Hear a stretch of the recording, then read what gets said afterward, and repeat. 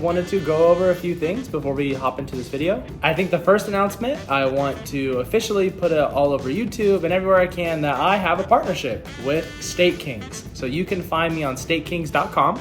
You search Christian Cooper or Poker Esquire, and I there will list some action for you guys, the audience, to buy. If you wanted to get a piece of my tournament action that I'm playing, whatever I win, you win a percentage of. Not always am I gonna put tournaments up there, but when I do, you guys are the first to get action. The second is I wanna remind everyone that we're doing a giveaway. So if you go to the giveaway video on YouTube, or you go to the giveaway video on Instagram, if you like the video, comment 3 people to come watch the video, and you are following the channel, you are entered into a free 5% giveaway of my next tournament coming up. That's a bit of a free roll. So if I win, you guys, whoever I pick, will get 5% of those winnings, and I will just send it to you. The third thing I want to go over is make sure you're following the Instagram. If you go to poker_esquire on Instagram, and I'll put links into everything down below, but if you are following that, you'll get live updates of things I'm doing in the moment, as well as live tournament or cash game updates. So make sure you check out the Instagram. So with all that said, let's hop into this video. We're playing some bigger stakes. Remember to stay tuned, because at the end of the video, I think I'm gonna have a few clips that you're gonna wanna see. So I hope everyone likes it. Thank you. We are at the Orleans after a rough day. I don't even know how I'm gonna stitch these whole videos together because we're all over the place. Rough morning.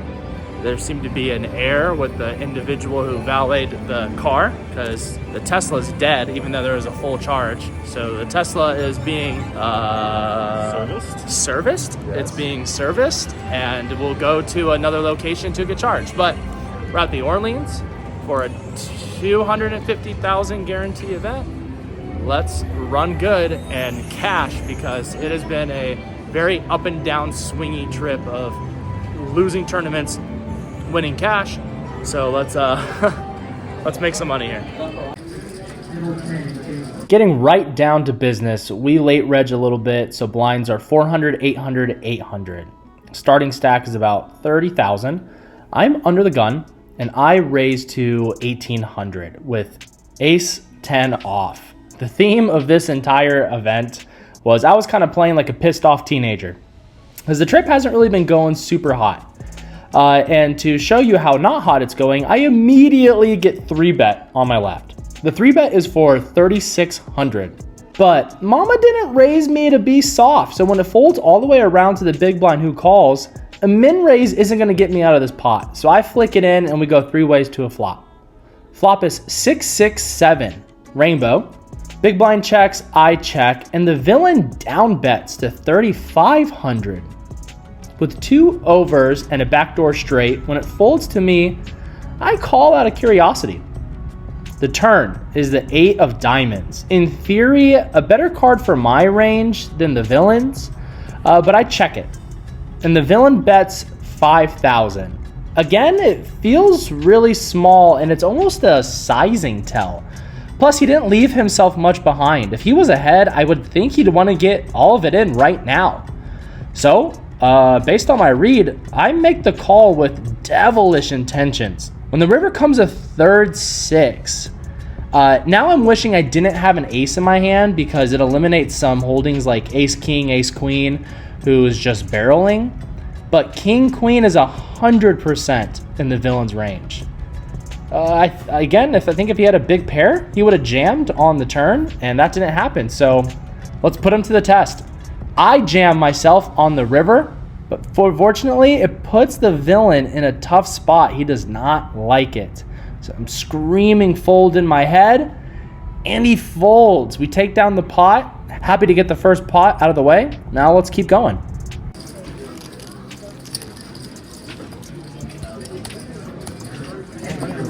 In the same blinds we are on the button, there is a cutoff min raise, and we 3-bet with pocket jacks. Our original villain from the previous hand now jams all in. When the cutoff folds and it's just me, there's nothing left to do but call. That doesn't make me feel good. I call, you're ahead, I think. Fortunately, we're up against 9s.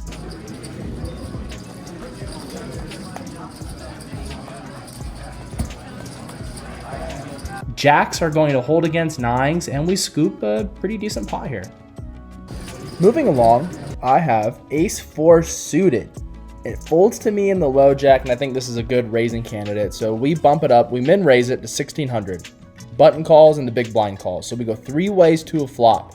The flop's pretty favorable. It comes ace high, ace 6-2. Big blind checks, and I lead for 2000. Button folds, and the big blind comes along for the ride. The turn is another 2. Not sure how I feel about it. So when the big blind checks, I'm going to elect to check behind as not to balloon the pot, thinking my ace is still good here. The river is a magical 4. No flush comes in. There is a straight draw, but if she has an ace and is playing the board, I now have a better 2-pair. So when the big blind leads for 5,000, I think I am destroying her ace and pair here. So I want to raise, but I'm not sure how big to go. I think too big, they're going to fold out. And if I min raise, maybe it feels too milky. So I guess I don't really make it more than a min raise here. I raise it to 11,000, praying for a call. After a few decent seconds of thinking it over, the big blind does elect on a call, and we're good here. I'm able to drag in another decent pot. So let me know, did I bet too small here? I'd like to hear your sizings in the comments down below. Now the blinds have gone up. We're 500, 1,000, 1,000. The table's been very passive, so I loosen up my ranges. When I look down at queen 10 off, it might as well be aces to me. I raise it under the gun +1 to 2,500. The cutoff, button, and small blind all call. We go 4 ways to a flop. The flop is jack ace 7. I have the betting lead and the range advantage here, so when the big blind checks, I can't help but lead with my gutter. I bet 3,500. And sure enough, every single person calls. So when we go 4 ways to a turn, it can't get any better for us. The turn is the king of clubs. We hit our gutter. We have the stone cold nuts. The big blind checks again. So I go small for 5K. Everyone calls. This is fantastic. The river, 4 of diamonds. We are multi-way on the river, and I have the nuts. Big blind checks for a 3rd time.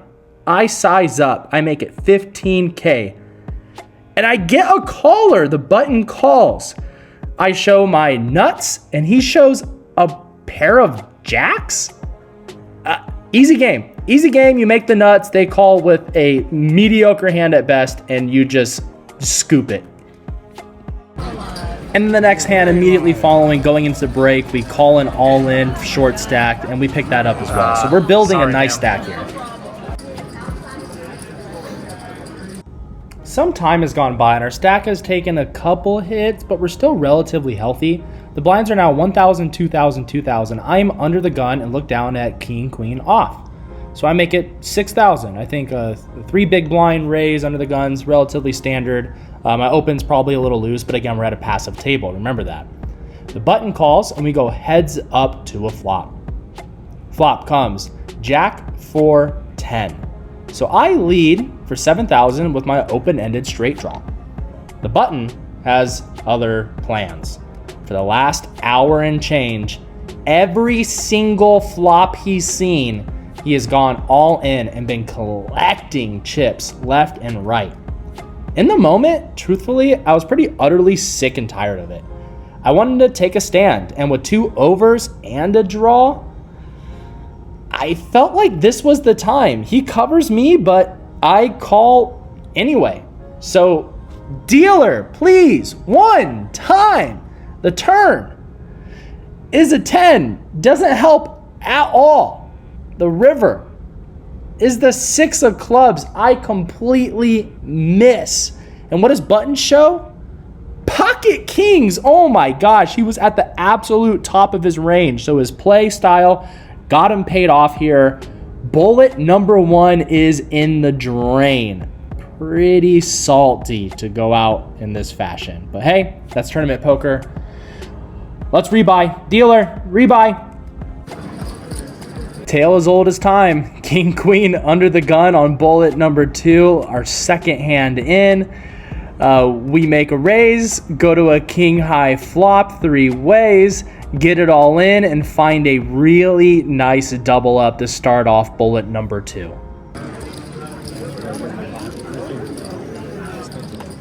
Gotta edit it out. Nah, man, we'll keep it in. Poker Esquire, go to YouTube, you'll see it. Blinds are now 2,000, 2,500, 2,500, and I get put in a really weird spot with 10-3 suited, 4 ways, limps to me. I check my option, and we go to a flop with 2 hearts. I have an overcard with the 10, and it checks to a late position player who jams for about a starting stack. So I've got 9 heart outs, 3 10s, could go runner 3s as well. I'm getting not the best odds to make this call, but I think I have to gamble if I want to have a stack to try to make a deep run. After going in the tank a little bit myself, we make the call and we end up turning a 3, so we have more outs. Any 10, any 3, any heart on the river. Dealer, I've already asked for a 1 time. You didn't give it to me. Have this be our 1 time. Please, river. It's a blank. We take a huge hit to our stack. We're back to starting stack ourselves. Pretty brutal run out, loose call, and I'm not even in this hand if not for the big blind, and I get to check my option. On to the next hand. In the very next hand, it's folded all the way to the button, who min raises it. I'm in the small blind with a suited queen. I jam over top, and I end up getting called by king jack off. Totally standard here. Flop a open-ended straight draw, turn a flush draw, and river absolutely nothing. So goodbye, bullet number 2. Like 20-something odds for you. Can't even. Remember when I said playing like a pissed off teenager? Well, strap in, because that's exactly what happens here. I min raise it here in middle position. Opponent to my left calls, button calls, small blind calls, and big blind calls. Flop comes ace, king, 9 with 2 spades. We flop a gutter and a flush draw. So when it checks to the button, there's a min raise for 1 big blind. I call. Opponent on my left, check raises, all in. There's just nothing I feel like I can do here. I'm pretty pissed off. I flick it in. He shows ace king for top 2. We miss everything on the turn and river. And bullet number 3 is adios.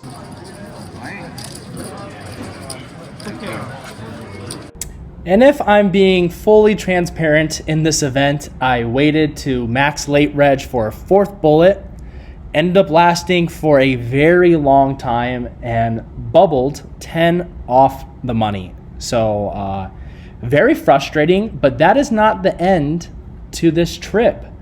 I go home, take a break, eat some dinner, and decide to fire in a WSOP online championship event. And check out what happens. That's the grossest way to go. On the river, dude. Let's go. Good job, dude. We final tables? So you're at 9? Yeah. Holy shit.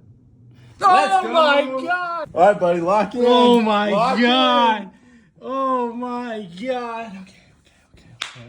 Wow. Let's go. Second. How is that not? Oh my god! We did it! We won! Fucking won an event. Holy shit. Oh my god. Oh god. Let's Oh my go. god. Yeah, bro. Oh my god. Yeah, bro. We did it. You did it, bro. Oh my god. We did it. Good job.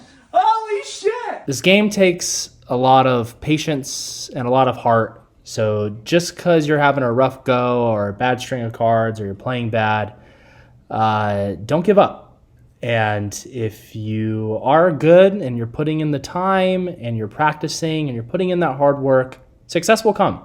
And I think this is a really good example of having a bad day, talking to my crew, figuring out why I'm playing bad, why I'm getting tilted, and then binking an event.